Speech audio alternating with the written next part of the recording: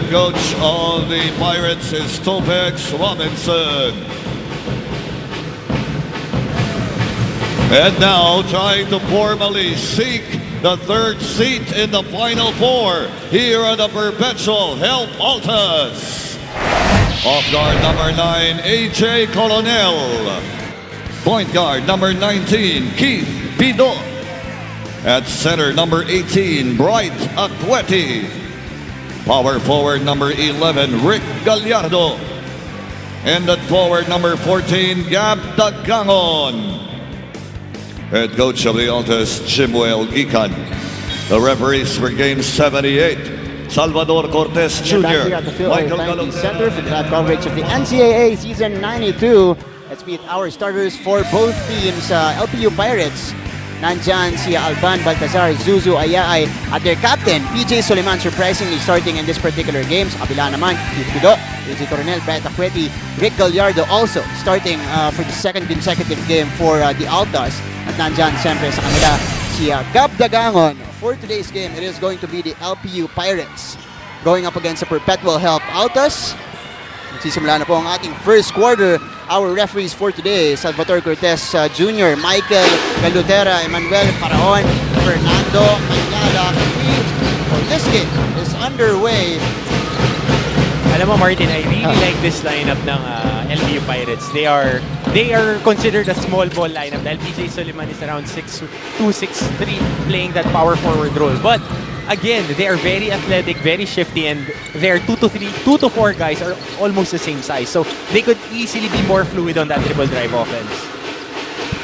So this is has been the lineup of Coach Topex Robinson. Small ball, pero nandun sa gitna, syempre, yung kanilang anchor na si Mike Harry Zuzu. And Mike Zuzu is also a legit small forward.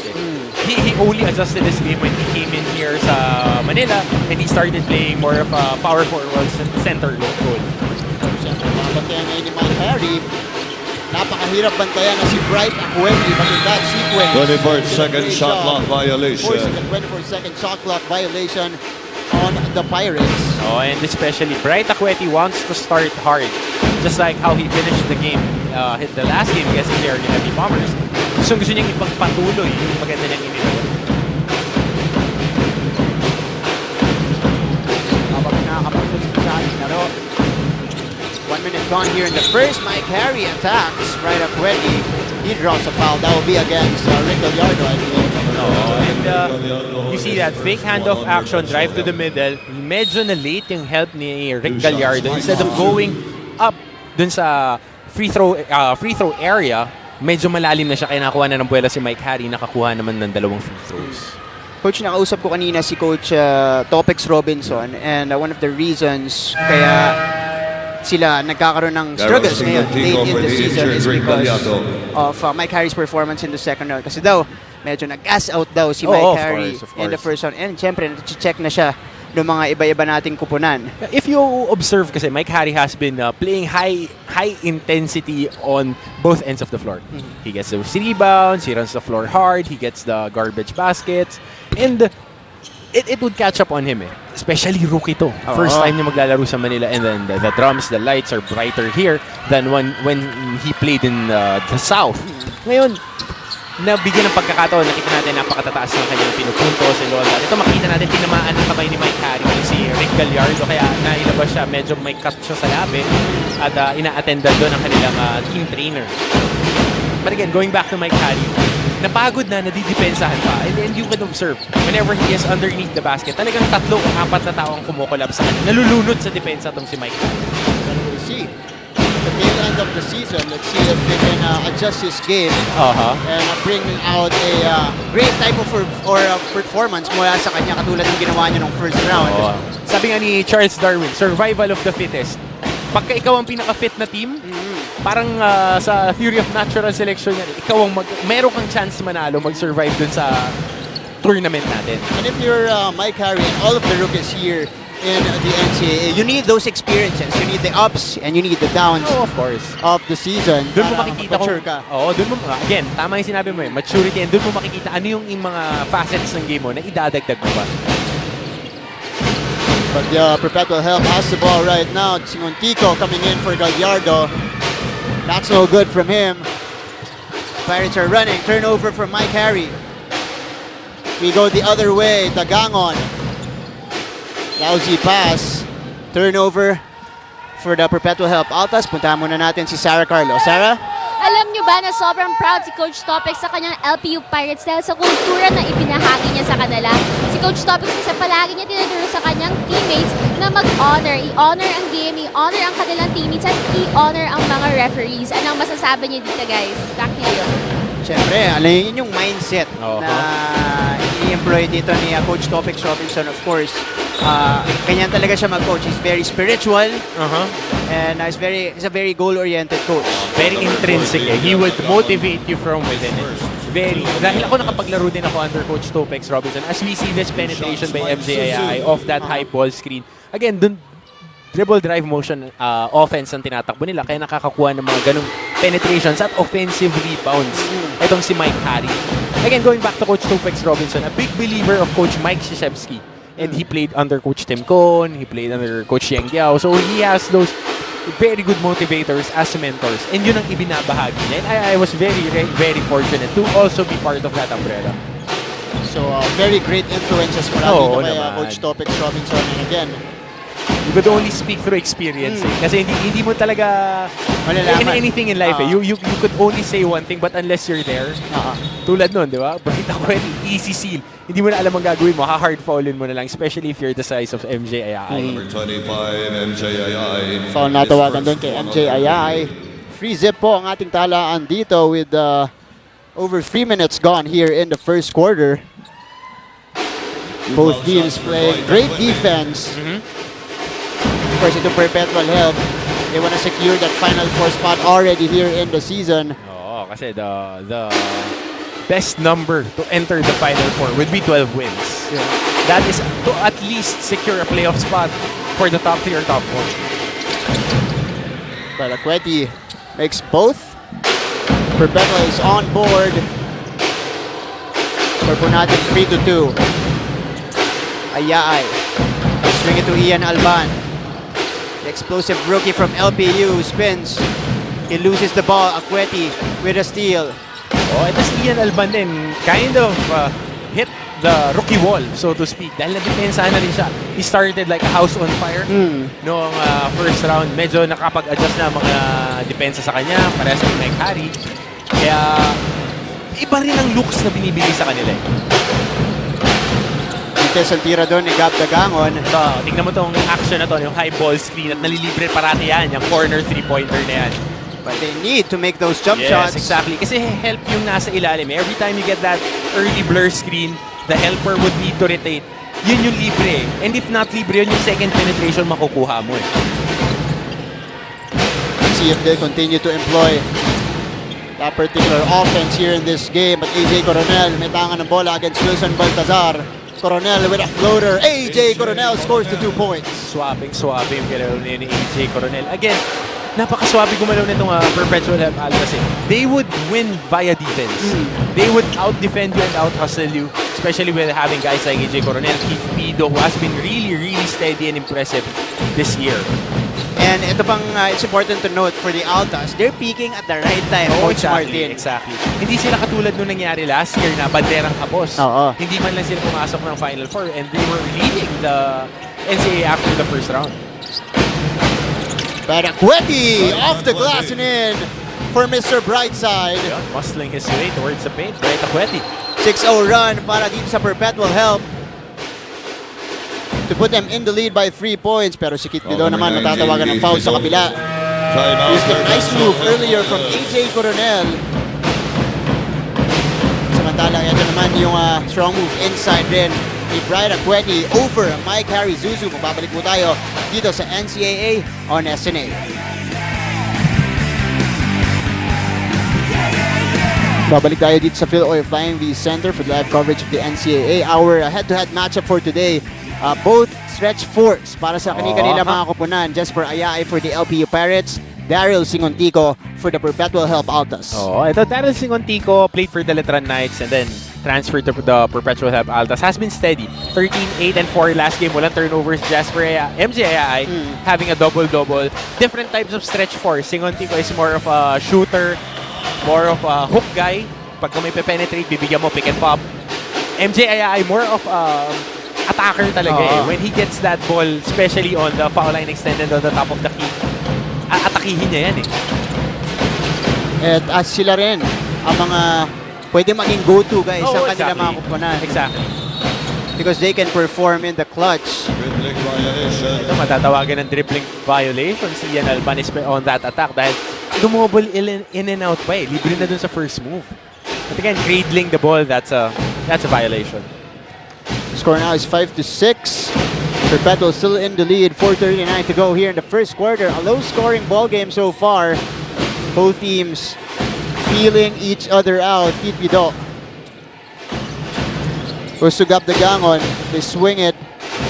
Back to Keith Pido against Ian Alban. Pido blows by Ian Alban all the way to the basket. Sobrang stable nito ni Keith Pido. Again, getting an isolation, quick hit. Maganda ang inilalaro niya and minana yung posisyon ni Scotty Thompson na nagpo-point guard last year for the Perpetual Help Altas. Very big shoes to fill. Pero sa kabila, Ian Alban. Binawian naman dun si Keith Pido with that short jump shot. Humihingi siya ng illegal screen na tawag doon pero hindi binigay na ating mga referees. We trade baskets. Keith Pido setting the table for the Altas. AJ Coronel all the way to the basket. AJ Coronel for his 4th point of this game. Oh, taking it to the heart of the defense. Again, on that reversal, penetration on the, ang tawag dyan sa dribble drive offense then is getting to the rack. Dahil almost most of the teams in college right now is using that. Especially nung na-expose sila with the Gilas program na dribble drive motion na ginagamit. So, a little bit of everything inilalagay nila sa kanilang mga systems. Dahil ang mga Pilipino magagaling na ball players eh. One-on-one. So, we need to maximize those talents. Again, tingnan mo. Ayun. Quick attack of that slot position. Ganyan eh. Yan ang ginagawa, binibigay sa'yo ni AJ Coronel. Pero isa pang player, pinasok na rin para dito sa Perpetual Help Altas, GJ Ilagan, yan din ang ibinibigay niyan para sa'yo. So lots of players looking to contribute for the Altas, but 7-10 po ang ating talaan. 3:11 to go here in the first flash sa Diwa, also in the ball game. Pinalitan itong si Keith Pido. Sa Diwa, kay Kato Singontico. He decides to take it in. Singontico off the glass, no good, but Brian Agüedi is right there for the putback. We have another timeout, this time for the LPU Pirates. Magbabalik po kami dito sa NCAA Season 92.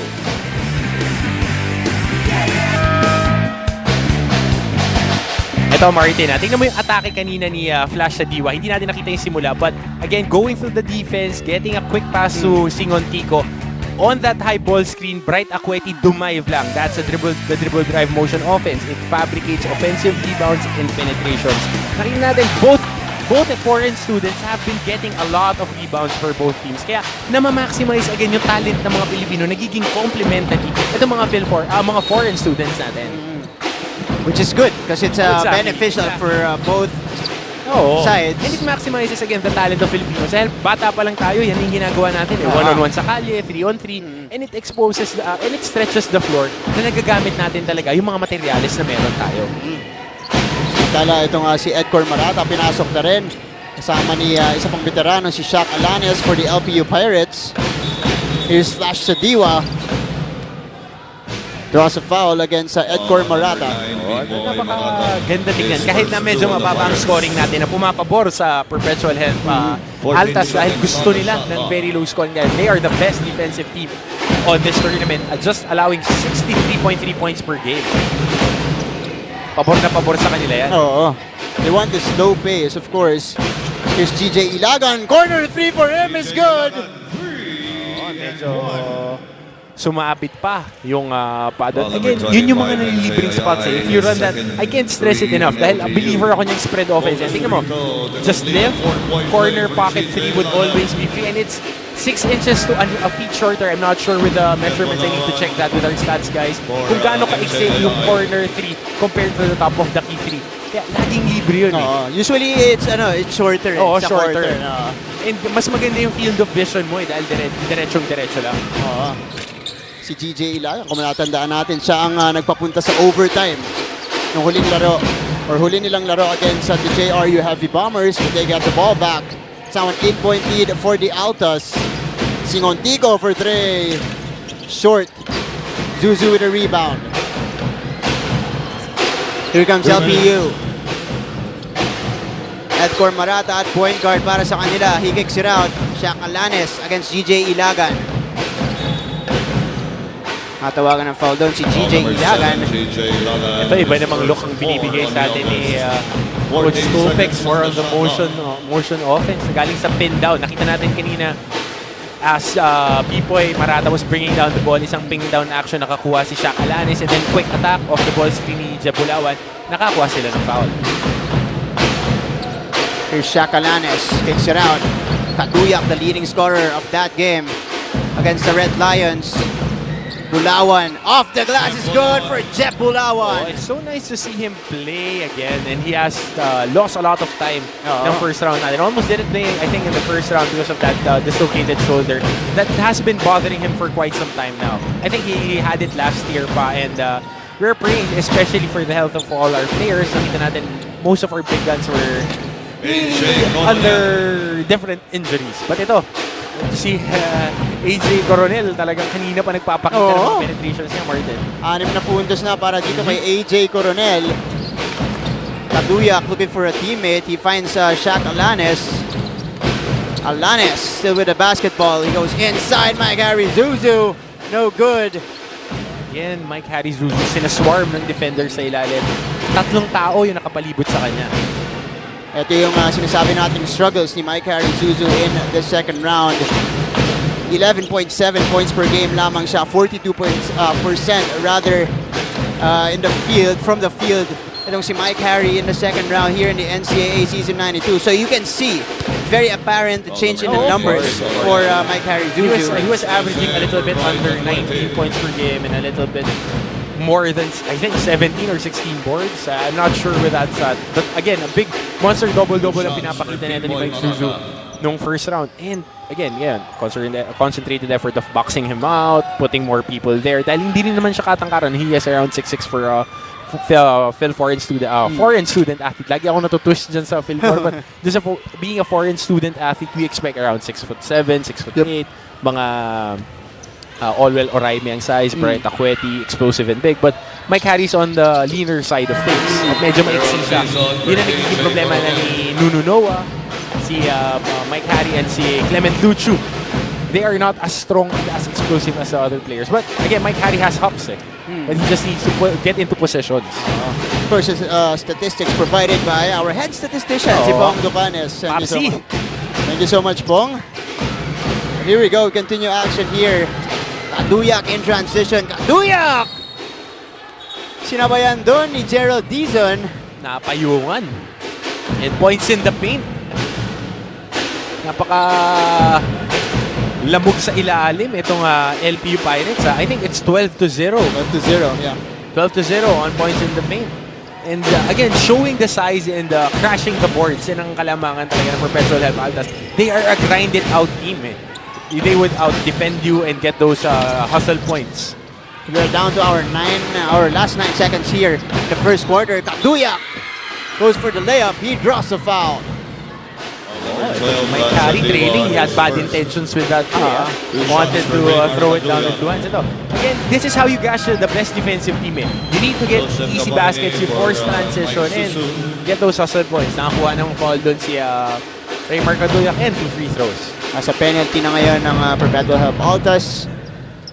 Joseph Gabayni entering the game for the first time for the Pirates. Kaduyak at the free throw line. He had 27 big points in his last game. As you guys can see, the do-it-all forward for the LPU Pirates, Jesper Ayay. Napakabata pa nito ni Raymar Kaduyak, 19 years old.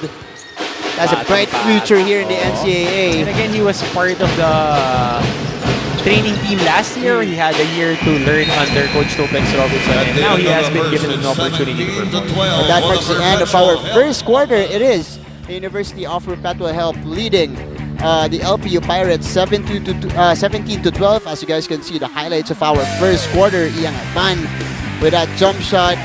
Lots of people contributing for both teams, but AJ Coronel leading the Altas in this one so far with 6 points. Acueti also with 6 points. LPU naman, Adrian Alban leading them with 4 markers.